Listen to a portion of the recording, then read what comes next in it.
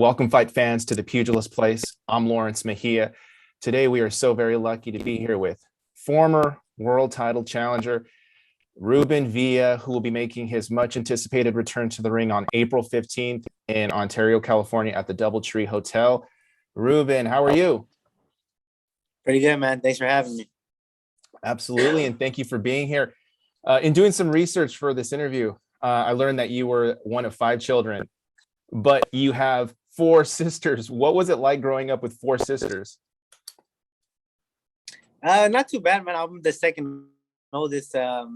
My 4 sisters, they will gang up on me and stuff like that. But I don't know.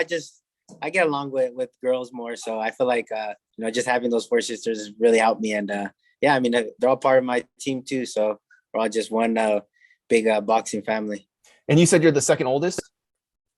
Yeah, I'm the second oldest. Okay. Yeah, I was wondering too. I was like, man, is that why he picked up boxing, to kind of watch after his younger sisters or? Yeah, I had to defend myself, man. Another thing. So we've seen like the nicknames RV4 and Drac. Where does Drac come from as far as a nickname? Yeah, so when I was boxing, I was probably like 6 already, maybe 7, maybe. And I went to the dentist for a cleanup. And the dentist they said my 2 front teeth were a little loose and they had to be taken out without consulting my mom. And they pulled them out anyways. And they wheeled me out.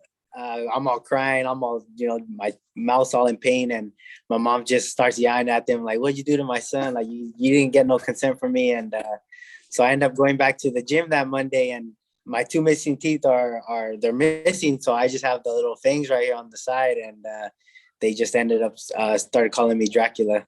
Wow, that's hilarious. Yeah, for sure, man. That's insane that they didn't get consent first before pulling them out. I know for sure. You're telling me, man. I just remember being on the table and just, crying and fighting back. And I mean, the name helped me like for itself. And then eventually I remember I started making kids bleed and stuff. So the name started running on even more. And yeah, Dracula became my nickname.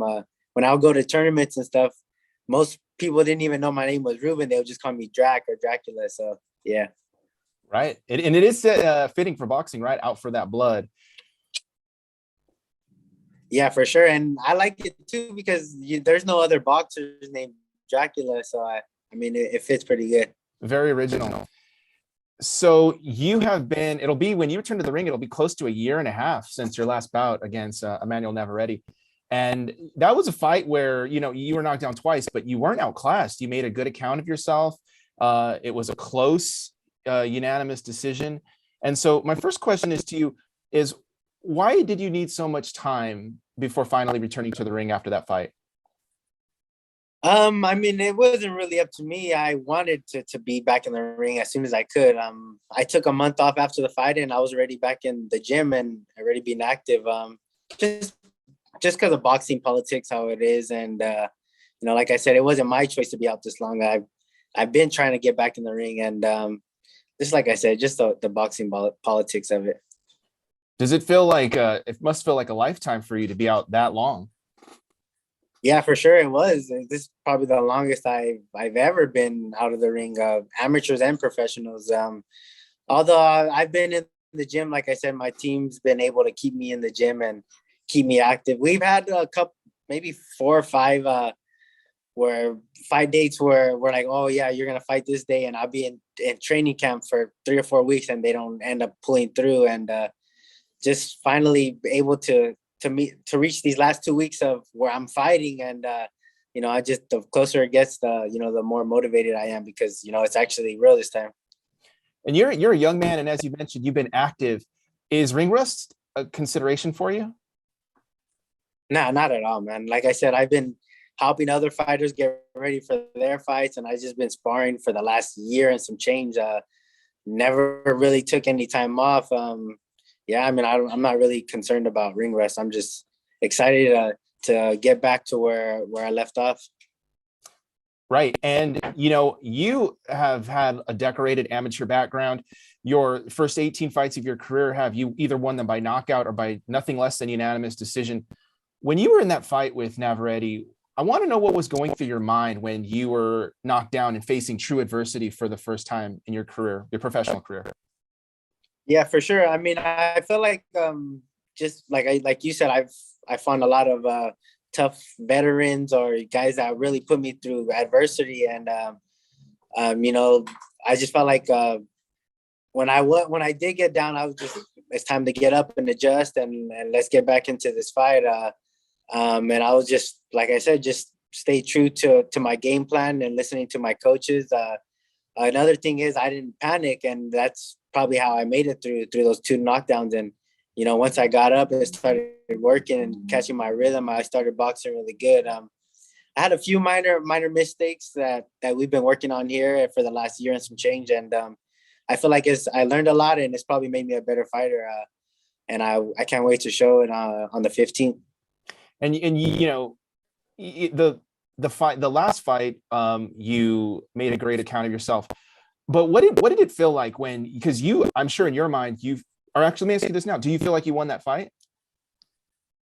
Those knockdowns might have put me behind scorecards. I felt like no one's ever made him look like that besides me, as far as, you know, skills and just outboxing him. I made him miss a lot. And just those two knockdowns was what really messed me up on the scorecards. You know, I say I was two knockdowns away from winning that world championship, and I believe I could beat him. Like I said, I just have to fix those minor mistakes I made, and I felt like that first knockdown just came out of nowhere, and I kind of I fell asleep on the wheel, I guess you could say. And like I said, I just been fixing those mistakes that I made, and you know, I believe I could beat him. And as you mentioned, minus those two knockdowns, we're sitting here talking to, you know, world champion Ruben Villa. What did it feel like to come just close or just short of achieving that goal of yours? I mean, most fighters don't even get to you know, experience that, and I feel like it's made me hungrier. Like I said, I just learned a lot from it, and next time that I'll be there, it's gonna just give me that extra edge to go out and take the belt away from the judges and from him or whoever I'm fighting at the time.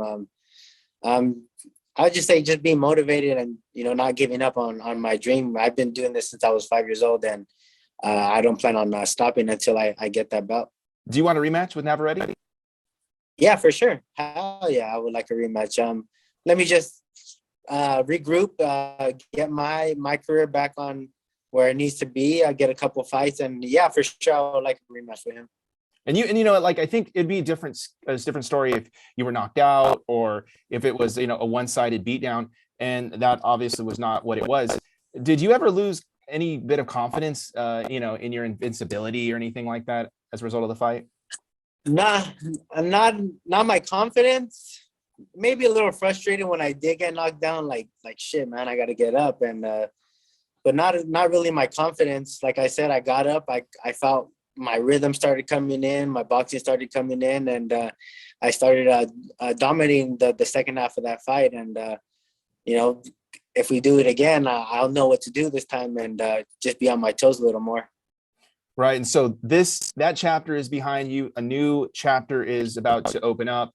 April 15th, you're making your return. What are you most looking to prove with your return to the ring? Yeah, I just want to go where I left off, as just dominate, get my dominating wins as always. And I don't just want to win. I want to look good, and I want to you know, show people that I'm still a top 126 pounder. And right, and going into that Navarette fight, you were number one with the WBO, correct?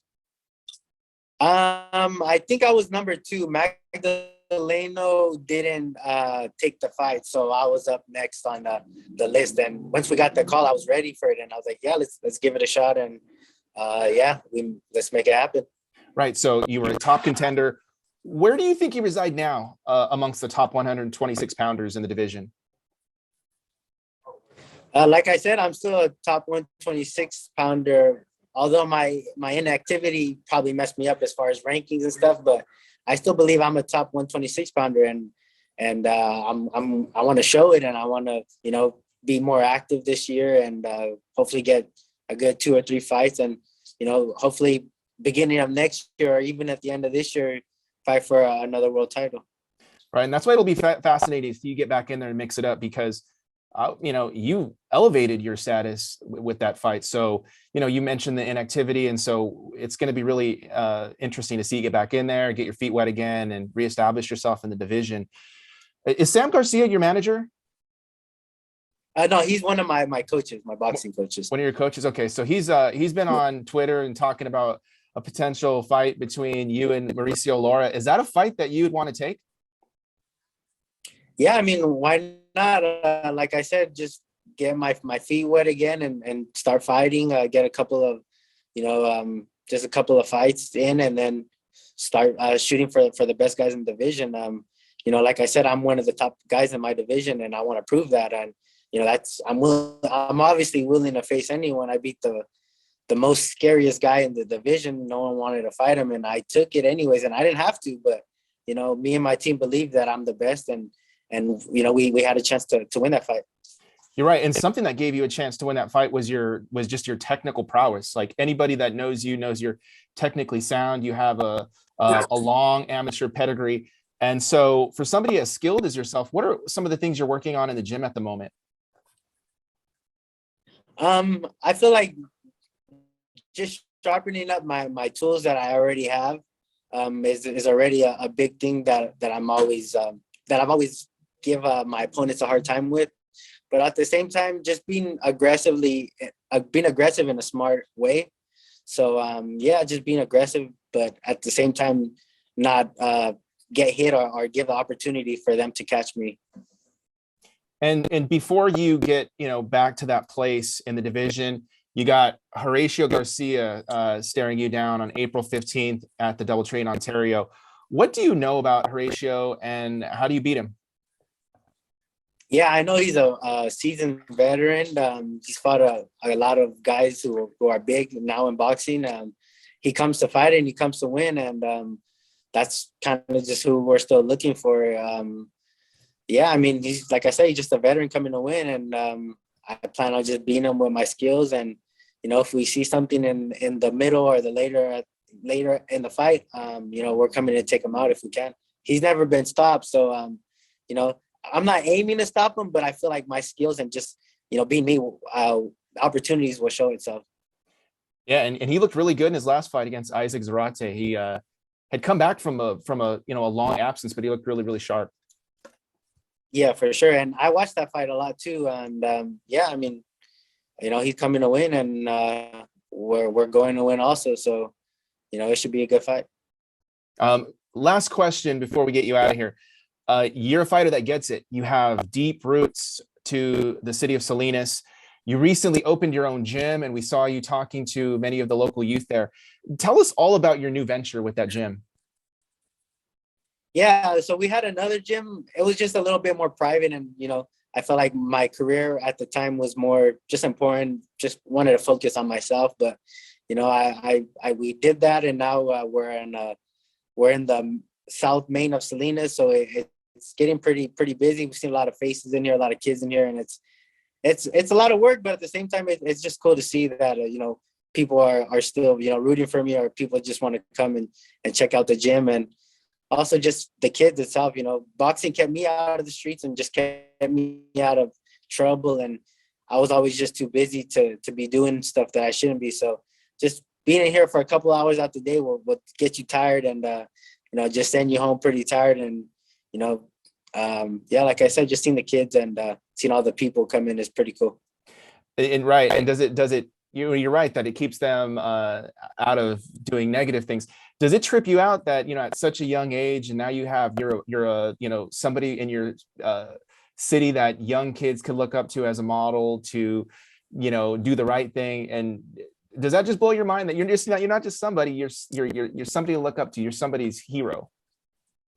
Yeah, for sure. Like sometimes like the way they look at me it does trip me out, but I have a big responsibility in what I do, and hopefully we'll get another guy coming in after me, and we'll just pick off I left off. So it's cool to see, and it's cool to motivate.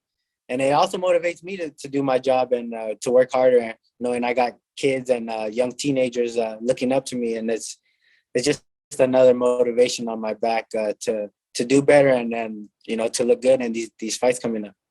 It's very admirable what you're doing, and you're definitely making a difference, not only for the youth in your community, but even people who are from not Salinas, who are watching your career and know you as a responsible young man and trying to do the right thing.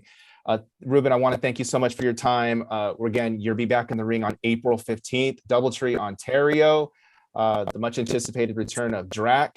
Where can fight fans follow you on social media? RV4 on Instagram and Twitter. Awesome, Ruben. Best of luck to you, and we will see you in Ontario on the 15th. Sounds good, man. Thank you for having me. Thank you. Take care. Yeah, thank you.